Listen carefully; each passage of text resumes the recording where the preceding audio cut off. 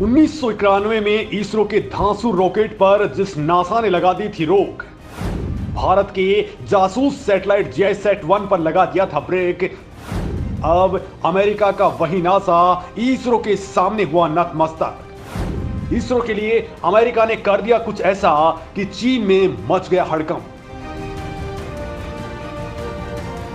दोस्तों, भारतीय अंतरिक्ष एजेंसी इसरो के आगे नासा आजकल नतमस्तक है। रूस लगातार मिन्नतें कर रहा है कि भारत उसके साथ मून मिशन कर ले, तो जापान इस वक्त इसरो के साथ में चंद्रयान 4 भेजने के लिए रेडी है। चीन भी दादागिरी पर ब्रेक लगा चुका है, क्योंकि चंद्रयान 3 की सफलता के बाद आजकल माहौल बिल्कुल बदल चुका है। अब अमेरिकी स्पेस एजेंसी ने कहा है कि चंद्रयान 3 की सफलता के बाद में इंडियन स्पेस प्रोग्राम के लिए सम्मान अपने शिखर पर पहुंच चुका है। नासा की जेट प्रपल्सन लेबोरेटरी की डायरेक्टर लॉरी लेशिन ने कहा है कि चंद्रयान की सफलता ने इसरो के सम्मान में 4 चांद लगा दिए हैं। यह सम्मान अप्रत्याशित तौर पर बढ़ चुका है। और दोस्तों, अब इसरो और नासा मिलकर के एक ऐसी ऑब्जर्वेटरी विकसित कर रहे हैं जिनको लेकर के पूरी दुनिया में भूकाल मच चुका है। इतना नहीं, नासा और इसरो का लगातार कोलैबोरेशन बढ़ रहा है। नासा अपने वाले मून मिशन के लिए लगातार इसरो से संपर्क साध रहा है। भारत के चंद्रयान 3 की तकनीक के लिए अमेरिका लगातार हाथ पांव मार रहा है। डेटा के लिए मुंह मांगी रकम देने को तैयार है। और दोस्तों, अब जो कुछ हो रहा है वो भारत के लिए भी बहुत बड़ी बात है। इस वीडियो के अंदर नासा और इसरो के खतरनाक प्रोजेक्ट के बारे में, यानी कि एक ऐसी लैब के बारे में आपको बताने वाला हूं जो चीन की कमर तोड़ करके रख देगी। और इससे दोस्तों हमारा दोस्त रूस भी लगातार परेशान है। लेकिन उससे पहले दोस्तों एक ऐसी बात आपको बताता हूं जिससे आपका दिमाग एकदम चकरा जाएगा। तो दोस्तों, याद कर लीजिए 1991 का वो दौर जब इसरो क्रायोजेनिक तकनीक के लिए तड़प रहा था। रूस वो तकनीक देने के लिए रेडी भी था, लेकिन मौजूदा अमेरिकी राष्ट्रपति उस दौर में रूस को धमकी दे रहे थे।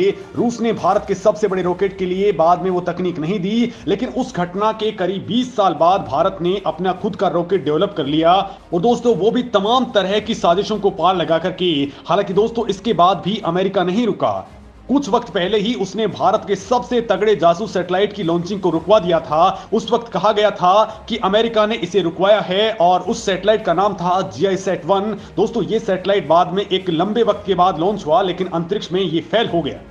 हालांकि अब पूरी दुनिया भारत के इसरो पर टकटकी लगा करके देख रही है, क्योंकि भारत ने चंद्रयान 3 को जिस तरीके से लॉन्च किया है वो पूरी दुनिया के अंदर भूकाल मचा चुका है। दुनिया की तमाम स्पेस एजेंसियां अब भारत के आगे अपने आगामी मिशन के लिए तैयार खड़ी हैं। खुद अमेरिका की पावरफुल एजेंसी नासा भी इसरो के साथ काम करने को उतावली हो चुकी है। उसे झक मार करके इसरो से दोस्ती करनी पड़ी है और अब वो इसरो से मिलकर के ही एक मिशन को लॉन्च करने वाली है। और दोस्तों, बड़ी बात यह है कि ये मेगा प्रोजेक्ट बहुत जल्द लॉन्च होने वाला है। दोस्तों, बड़ी बात तो यह है कि इसरो और नासा ने जो बेहद घातक लैब तैयार की है उसे लॉन्च करने के लिए भी इसरो को ही चुना गया है। तो दोस्तों, आखिर ये खेल कैसे हो गया कि नासा को अपने रॉकेट, अपनी तकनीक और अपने लोगों से भी ज्यादा यकीन इसरो पर कैसे हो गया, और इस मिशन में ऐसा क्या सीक्रेट है जिसे चीन छोड़िए रूस भी परेशान हो उठा है। अगर इस मिशन में भारत सफल हो जाता है तो फिर दुनिया में इसरो क्या रिकॉर्ड बना लेगा। तो चलिए दोस्तों, इस वीडियो के अंदर ये तमाम बातें भी जानते हैं।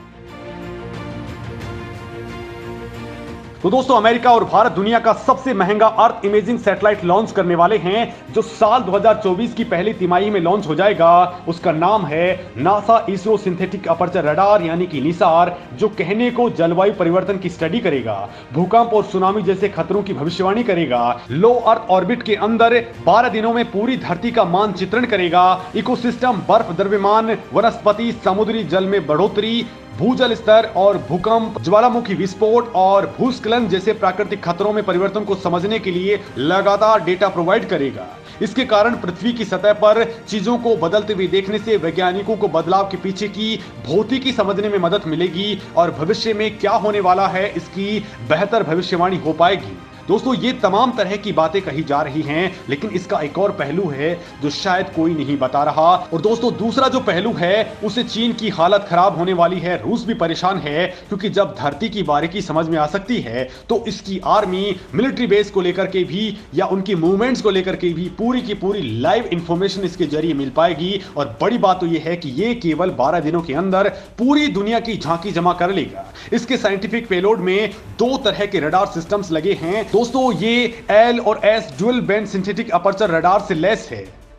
एस बैंड ट्रांसमीटर को भारत ने बनाया है और एल बैंड ट्रांसपोंडर को नासा ने डिजाइन किया है। दोस्तों ये पहला double frequency radar imaging mission है जिसकी अत्याधुनिक रडार प्रणालियां 12 दिनों के अंदर पृथ्वी को पूरी तरह से स्कैन कर देंगी। और इसी बात से चीन और रूस के पेट में भी दर्द हो रहा है। असल में दोस्तों ये ऑब्जर्वेटरी जितना लोगों की भलाई के लिए बनी है उतनी ही ये चीन के चप्पे चप्पे पर नजर रख पाएगी। और इसका रडार इतना ज्यादा पावरफुल है कि वो 240 किलोमीटर तक के पूरे जोन के अंदर एकदम साफ तस्वीरें ले सकेगा। मतलब एक झटके के अंदर हम हमारे पूरे एलएसी और एलओसी को स्कैन कर लेंगे। ऊपर से ये धरती के एक स्थान की फोटो को 12 दिनों के बाद फिर से ले लेगा, क्योंकि इसे धरती का पूरा चक्कर लगाने में 12 दिनों का वक्त लगेगा।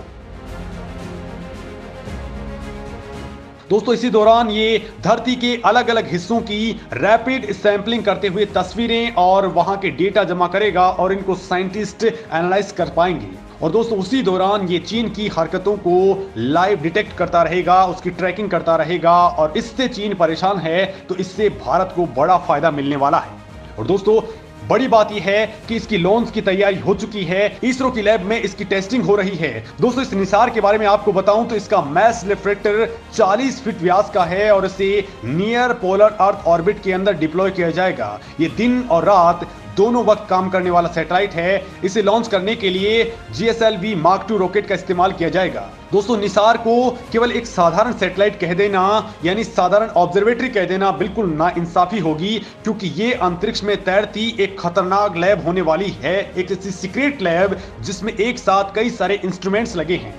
मतलब इसमें कई ट्रांसपोंडर्स, टेलीस्कोप और रडार सिस्टम लगे हैं। इसके अलावा इसमें एक आर्म निकलेगी जिसके ऊपर एक सिलेंडर होगा। ये सिलेंडर लॉन्च होने के कुछ घंटों के बाद में खुलने लगेगा तो इसमें डिश एंटीना जैसी एक बड़ी छतरी निकलेगी। ये छतरी ही सिंथेटिक अपर्चर रडार है।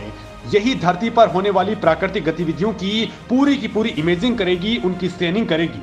और दोस्तों जो कुछ होने वाला है वो अब बहुत खास होने वाला है और इसको लेकर के भारत और अमेरिका दोनों दुनिया को इसके फायदे गिना रहे हैं। लेकिन जो अंदरूनी कहानी है वो मैंने आपको बताई है। इस मामले में आपका क्या कहना है कमेंट करके जरूर बताएं।